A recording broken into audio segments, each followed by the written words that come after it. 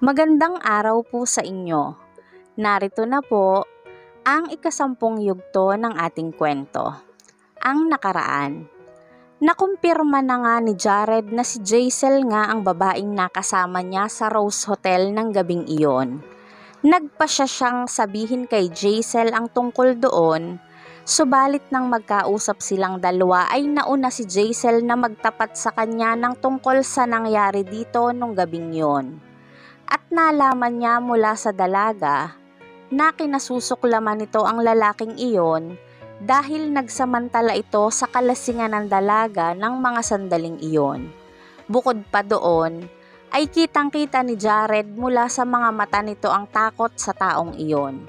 Natahimik si Jared matapos niyang marinig ang mga sinabi ni Jaisel. Naguguluhan naman ng mga sandaling iyon si Jaisel. Agad naman itong nakahinga ng maluwag nang sabihin sa kanya ni Jared na ibabalik nito sa kanya ang hikaw na naiwan nito nung gabing iyon sa Rose Hotel. Dahil sa magkasunod na magagandang pangyayaring iyon, nagpasya sina Missy at Jaisel na mag-celebrate. Nagpunta sila sa isang kilalang bar na paboritong puntahan ng karamihan. Hindi inaasahan ni Jaisel na magkikita sila doon ni Jared at kasama pa nito ang ilan nitong mga kaibigan. Bukod sa engagement nila, hindi pa nakakasama ni Jaisel si Jared in public. Naisip ni Jaisel na marahil ay ayaw ni Jared na ipaalam sa mga kaibigan niya ang tungkol sa relasyon nila. Kaya nagulat siya nang i-reveal ni Jared sa mga ito ang identity niya bilang fiancé nito. At dahil doon, isa-isang nag-propose ng toast ang mga ito para kay Jaisel. Pero bago po tayo magpatuloy, paki-like po ng ating video, paki-click din po ng subscribe button, gayon din ang notification bell icon para laging updated sa mga susunod na uploads ng ating kwento. Sabay-sabay po nating pakinggan ang ikasampung yugto ng ating kwento, Unexpectedly Yours. Dahil sa sinabi ni Jared ay napatighim si Alden at saka ito seryosong nagsalita. Ito ang unang pagkakataon na makita ko ang fiancé mo, kaya ako nagpropose ng toast. At bawat isa ay magpo-propose ng tigi-isang toast para sa kanya. Hindi naman siguro siya malalasing doon. Ilan silang kalalakihan ang naroon. Kung ang lahat ay magpo-propose ng toast, siguradong malalasing si Jaisel. Bukod doon, hindi naman talaga ito sanay uminom ng alak. Biglang nagdilim ang mukha ni Jared. Pagkaraan, ay itinaas nito ang baso ng wine na hawak nito at nakipag-toast kay Alden. I'll drink it for her. Pagkasabi niya noon, ay agad nitong ininom ang wine.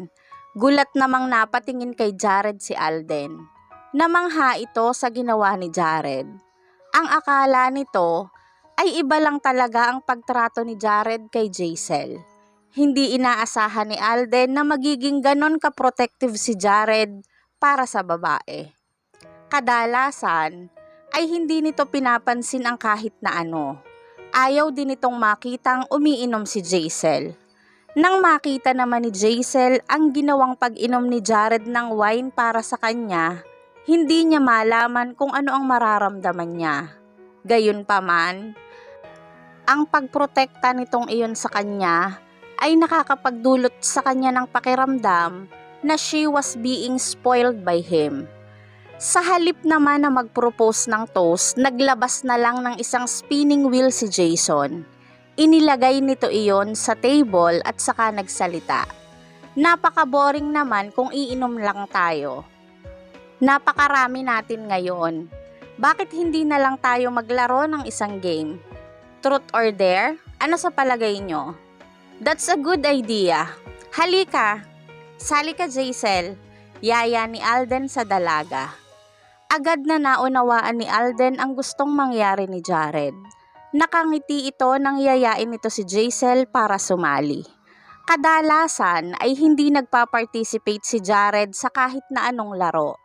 Pero kung truth or dare at kung sasali din si Jaisel dito, Siguradong mapipilitan na rin si Jared na makisali kahit na ayaw nito. Saglit na nag-alinlangan pa si Jaisel na sumali sa larong iyon dahil hindi naman talaga niya gaanong kilala ang mga ito.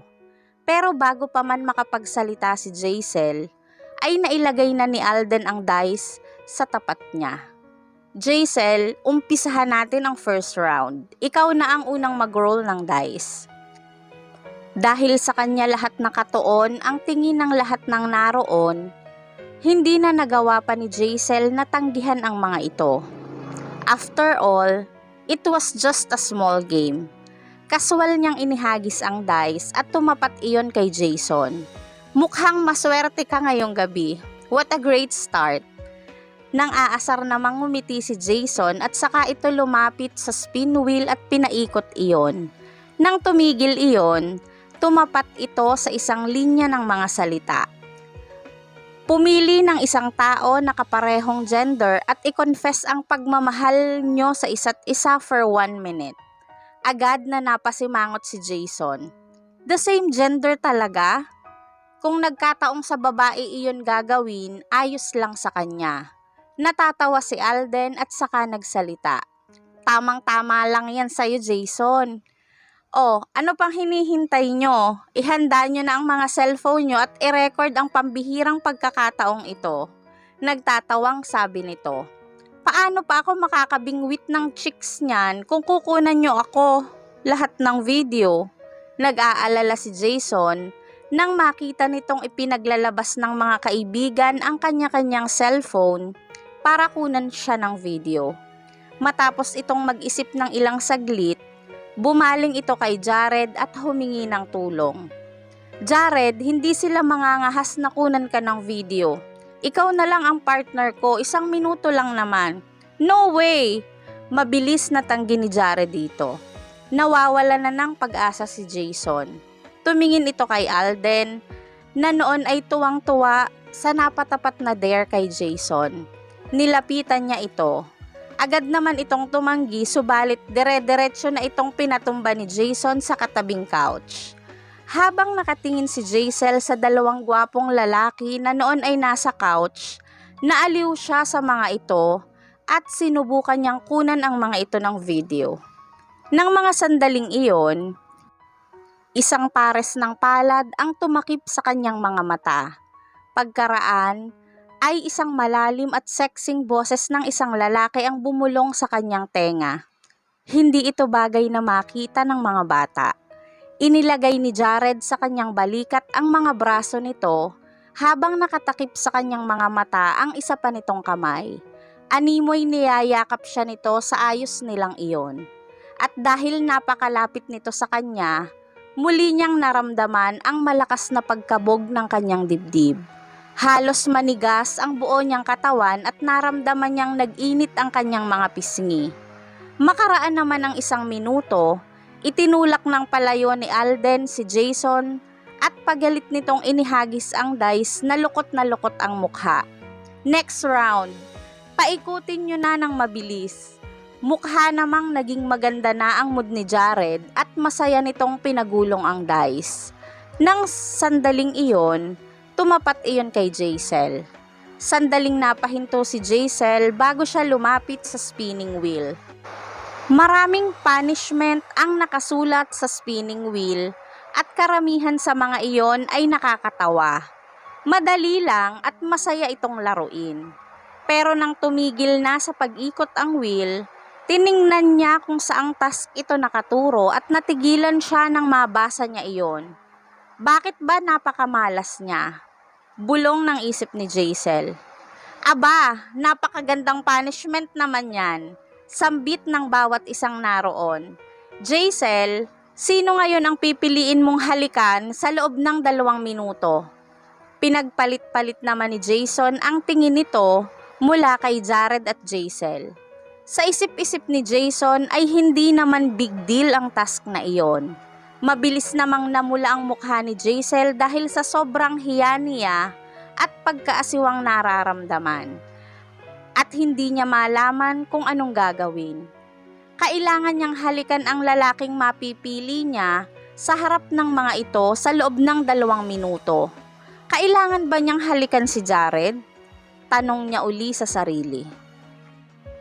Iniisip pa lang niya iyon ay agad na siyang nakakaramdam ng stress. Napakataas ni Jared para maabot niya. Si Jason nga na para na nitong kapatid ay hindi tinulungan ni Jared kanina sa task nito. Siya pa kaya? At isa pa, French kiss iyon. Sandaling nag-alinlangan si Jaisel, pagkaraan ay nagbablush itong nagsalita. This punishment is inappropriate. Mabuti pa, palta na lang natin ito ng iba. Hindi pwede. Agad namang tanggi ni Jason. Ako nga isinugal ko ang reputasyon ko at ginawa ko kanina ang task. Pero may sasabihin pa sana si Jaisel, subalit nagtatakang tiningnan siya ni Jason at saka ito muling nagtanong. Bakit ba hiyang-hiya ka? Huwag mong sabihing hindi pa kayo nagkikis ni Jared dati. Diretsyong tanong nito sa dalaga. Parang biglang nabulunan si Jaisel ng mga sandaling iyon. Dahil sa tanong ni Jason, bigla siyang nagilty at halos mawala na ang boses niya. Naging fiancé lang naman siya ni Jared dahil sa kagustuhan ng lola nito. Kaya kinailangan niyang makipagtulungan dito para maging makatotohanan ang pagpapanggap nila tungkol sa kanilang relasyon. Dahil sa tanong na iyon ni Jason, maaari iyong makapagdulot ng mga espekulasyon na talagang hindi sila magkasundo ni Jared. Kaya hindi na nangahas pa si Jaisel na sagutin ang tanong ni Jason. Nagpanik si Jaisel, kaya minabuti niyang bumaling kay Jared. Humingi siya ng tulong dito sa mahinang boses. Mr. Leviste, please help me. Bahagyang dumilim ang mga mata nito habang nakatingin ito sa namumula niyang pisngi. Okay, mabilis namang sagot nito sa napakahinang boses. Pagkatapos ay marahan siyang iniharap ni Jared sa kanya. Sinapo nito ang maganda niyang mukha at unti-unti nitong inilapit sa kanya ang mukha ni Jaisel hanggang sa maglapat ang kanilang mga labi. Natigilan si Jaisel sa ginawang iyon ni Jared. Agad niyang naramdaman ang malambot na labi ni Jared sa pagitan ng kanyang mga labi. Hindi makapaniwala si Jaisel habang nakatingin siya sa napakagwapo nitong mukha. Ang gusto lang naman sana niya ay tulungan siya ni Jared na mapalitan ang task na napatapat sa kanya. Pero hinalikan siya nito at sa harap pa mismo ng maraming tao. Napakabilis ng kabog ng dibdib niya ng mga oras na iyon na animoy maaari iyong sumabog anumang oras. Naisa na ni Jaisel na itulak ng palayo si Jared subalit mahigpit ang pagkakahawak nito sa kanya at hindi siya makawala dito. Habang tumatagal ay nagiging malalim ang paghalik nito sa kanya at mas nagiging mapangahas. Nakaramdam ng pagkahilo si Jaisel at halos hindi na niya marinig ng malinaw ang kaingayan sa paligid niya. Ang tangi na lamang niyang nararamdaman ay ang panghihina ng buong katawan niya. Pagkaraan ay pinakawalan din siya ni Jared. Hindi niya alam kung gaano katagal ang halik na iyon. Lalo pang nag-blush ang mukha ni Jaisel at inuyuko na lang niya ang kanyang ulo.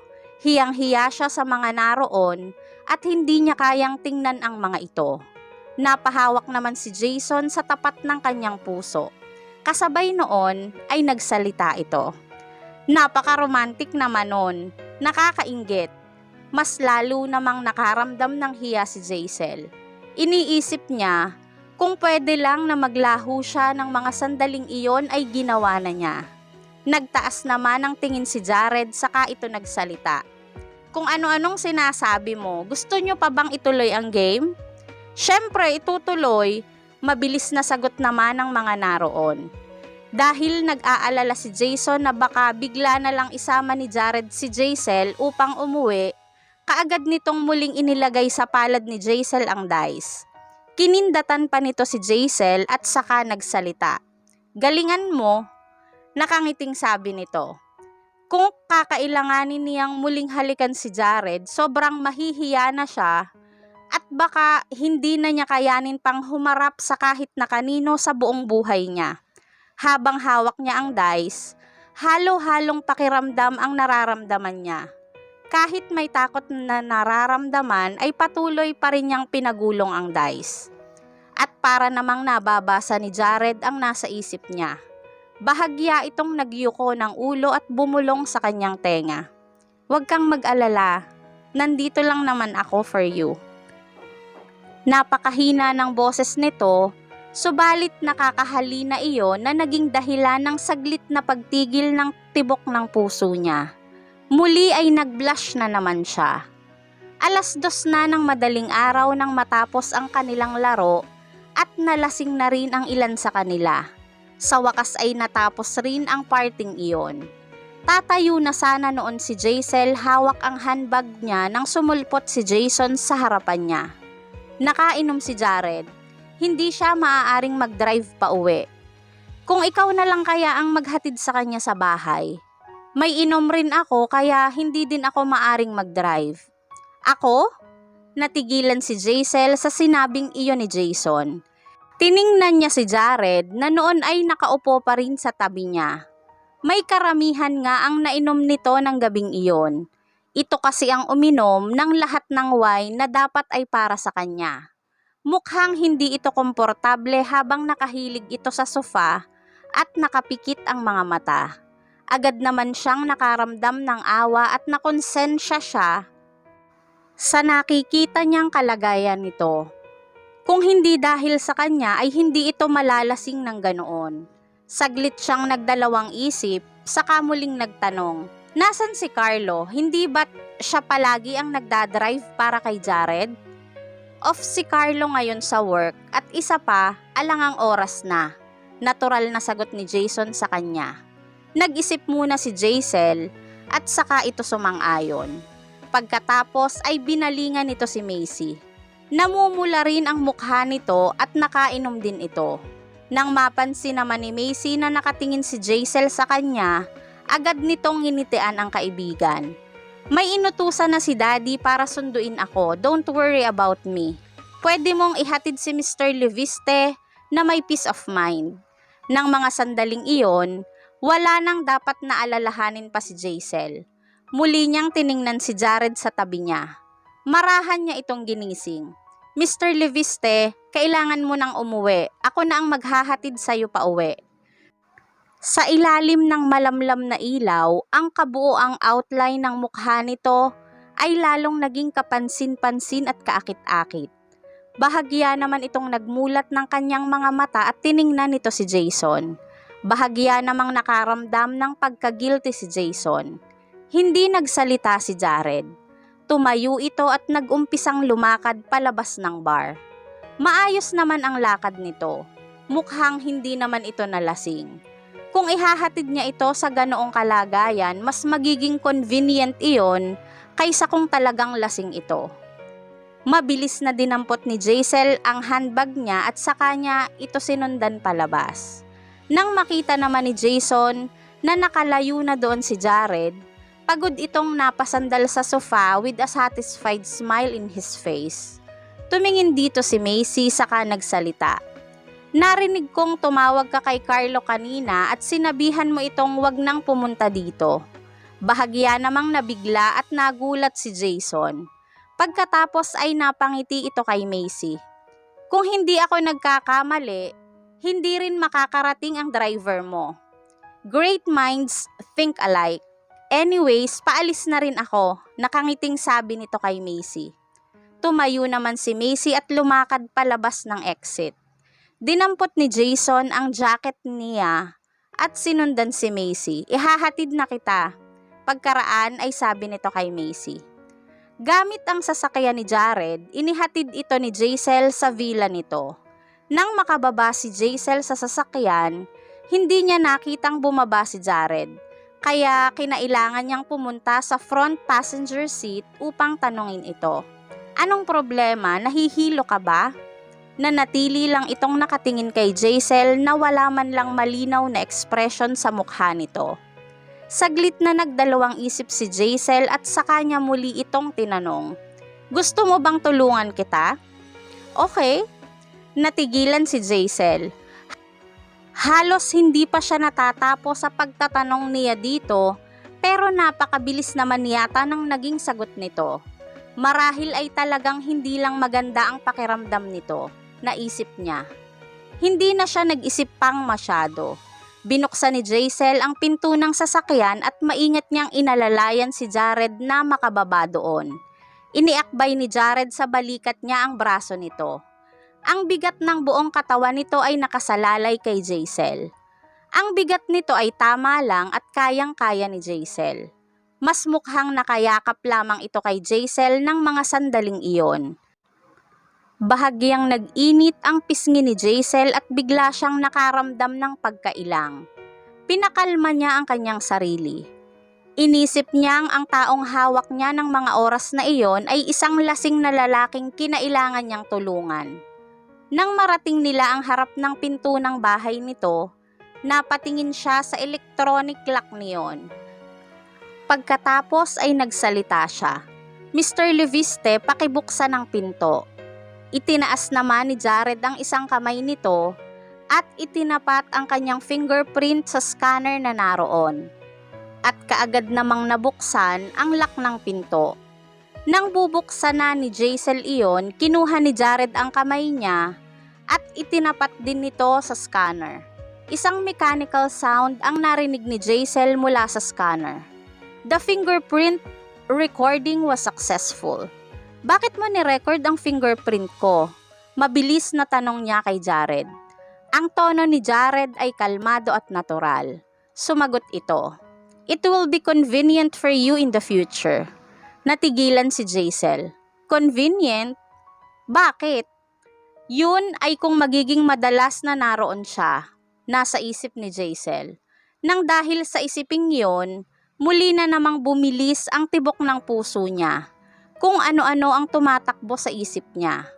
Pagkaraan ay mabilis niyang inalis ang mga isiping iyon. Ayaw niyang masyadong mag-isip. Mabilis niyang binuksan ang pinto at hinayaan niyang makapasok si Jared. Maya-maya ay nagpaalam na rin siya dito. Mr. Leviste, aalis na ako. Magpahinga na po kayo. Matapos niyang magalang na magpaalam dito ay tumalikod na siya para umalis. Agad na nagdilim ang mukha ni Jared. Mabilis nitong hinawakan ang kamay ni Jaisel. Mata man niya itong pinagmasdan. Simula sa araw na ito, hindi mo na kailangan pang sadyaing iwasan ako. Natigilan naman si Jaisel. Anong ibig sabihin nito? Tanong niya sa sarili. Napakalagkit ng pagkakatingin ni Jared sa kanya ng mga sandaling iyon. Pakiramdam ni Jaisel ay nanghihina siya sa paraan ng tingin nito sa kanya. Lalo pang bumilis ang kabog ng dibdib niya. Malapit na siyang magpanik ng mga oras na iyon. Hindi ko naman sinasadyang iwasan ka. Marahan niyang sagot kay Jared. Really? Lalo pang naging intense ang pagkakatitig sa kanya ni Jared. Halatang hindi ito naniniwala sa sinabi ni Jaisel. Ang matangkad at napaka-sexy nitong katawan, pati na ang napakagwapo nitong mukha ay halos dumikit na sa kanya ng sandaling iyon. Naaamoy na rin niya ang manly scent nito na humahalo sa amoy ng alak sa bibig nito. Palapit ng palapit ito sa kanya. Ramdam niya ang pag-iinit ng kanyang pisngi at kasabay noon ay kinakabahan siyang nagsalita. Mr. Leviste, nakainom ka. Mahinang sabi niya kay Jared. Alam mong hindi ako lasing. Natatandaan mo pa ba ang mga sinabi ko? Namamaos na ang boses nito. He meant every single word that he said with a serious tone.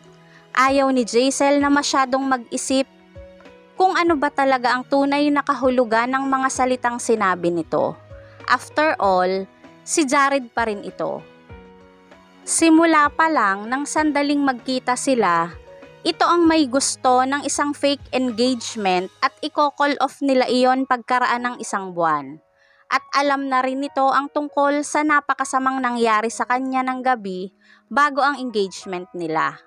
Napansin ni Jared ang tensyonadong mukha ni Jaisel, kaya nagpa siya itong wag nang bigyan pa ng pressure ang dalaga. Habang hawak ang kamay nito, ay inihatid siya nito sa pinto. Napatigil naman si Jaisel at mabilis na binawi ang kamay niya mula sa pagkakahawak ni Jared dito. Gabi na, kailangan ko nang umalis. Oras na ng gabi noon at bukod pa doon ay sila na lamang dalawa ni Jared ang tao sa bahay nito. Hindi na niya susubukan pang muling bumalik sa lugar na iyon. Tumalikod na si Jaisel upang umalis nang makita niyang bumubuhos ang malakas na ulan mula sa labas ng bahay at mukhang magpapatuloy pa iyon sa pagbuhos. Wala naman ang taxi siyang makukuha sa mga sandaling iyon. Kung meron man, kailangan pa niyang maglakad ng may kalayuan. Saglit siyang nag-alinlangan saka muli niyang binalingan si Jared.